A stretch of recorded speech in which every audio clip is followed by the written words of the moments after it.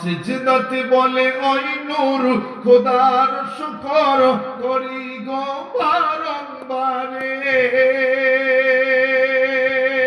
CG মোর দয়ার নবী তাগার উপর আল্লাহর রহমত ঝরে তিনি হলেন বিশ্ব নবী তিনি হলেন শ্রেষ্ঠ নবী